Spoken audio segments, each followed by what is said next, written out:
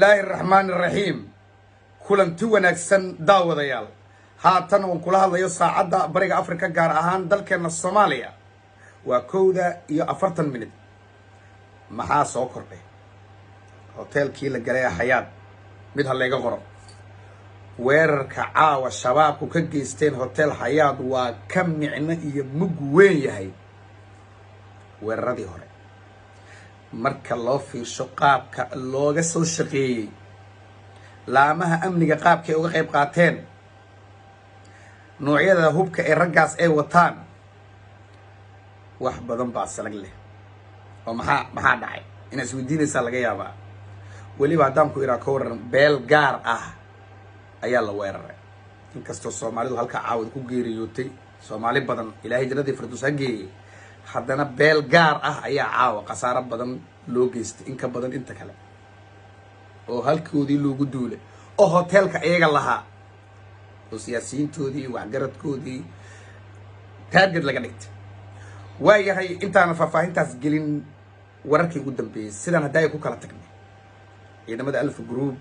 iyo raggii weerarka soo qaaday oo lagu qiyaaso 4 ilaa 6 ayaa is hor fadhiya qasaaraha sida ciidanku haatan iyo xaqiijiyeen waa ka badan yahay xitaa weerarada hore u dhici jiray inta la xasuusto taariikhda dhow inta la xasuusto waa ka qasaaro badaya 40 in ka badan shacab ah ay ciidamada meedkooda ka heleen hotelka dhexdiisa waliba qaybta banaanka dabaqa kora maaha malaha waxaan qiyaasay anigu sida dadka qaarna ii sheegeen qarxii labaad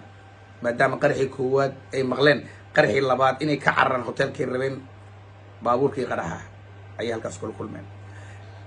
dhaawacuna 100 waa ka badaya ragii weerarka waxa la leeyahay 3 kamida dad ay qolal ku soo xirteen ayagoo ku hubeysan 3 ilaa 2 kalena ciidamada ay beenguur dhufeys u sameynayaan rasaas ku ridayaan kuwana halkaas ay dad ku soo xirteen ciidamaduna dad badan ayaa ku jira gudaha hotelka qiyaasta lama hayo 50 100 200 cid sheegi karta ma jirto inta gudaha ku jirto ciidamadu marka laba daran mid dooro waay inay hotelka dhulka dhigaan way awoodaan sidee xeeran loo xigtaa ilka ku nabad galaan marka sidee ragga dagaalamaya loo qabtaa dad shacabkiina nabadgeli u helaan hadda taas laga shaqeynooyaa miinada hal mar gugaca weyn hal mar la maqlana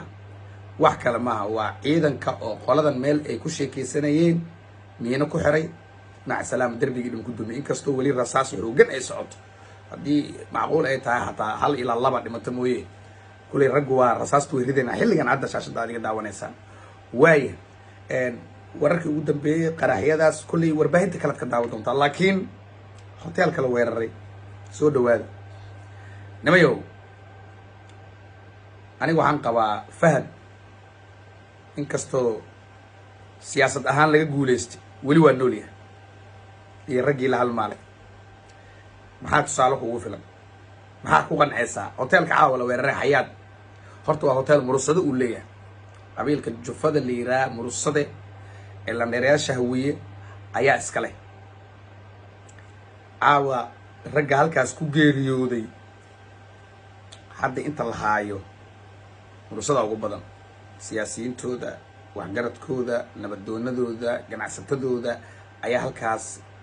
ku shaaheeya oo ku sheekaysta oo ku kala warqaata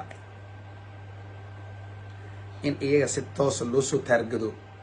wax shabaab kaliya gaar ay u leeyihiin qorshaas maaha waa qorsho ka socdo Turkiga waa taliyaashii ciidankii dhammaantood marka Muxudiin Warbac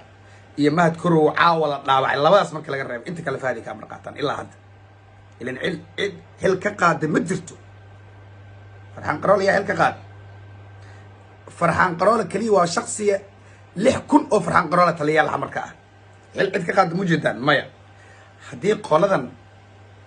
Turki fadhisa saldhiga Turki ku leh ee saldhiga military ee hadda rabaa inay wax fududeeyaan checkpoint walba ayaga maamuli jiray deewaas yaqaanaan in isbedel ma jira dalka taliyaha booliis gobolka Banaadir wixii oo dhan waa sim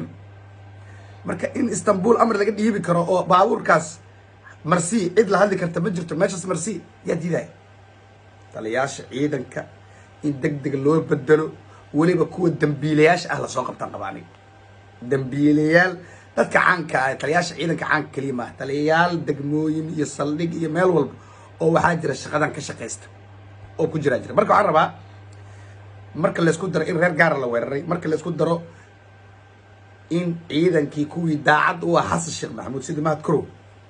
wiilkaas baada cadde iyo muxudiin warba maxaa idin bixi kara idinka bal qiyaasa maxaa idin bixi kara shacabku waxaan leeyahay jawaab ku habboon waa inay bixiyaan dowladda dhexe ciidankeeda sida ugu dhaqsiyaha badan madaxda dowladdana in isbeddel dhab ah oo dhanka amniga ah ay la yimaadaan jeclalla aad iyo aad u mahadsantihiin intaas ayaa soo korortay tan inta barnaamij noocan ku kulmi doonana sidaa iyo nabadgelyo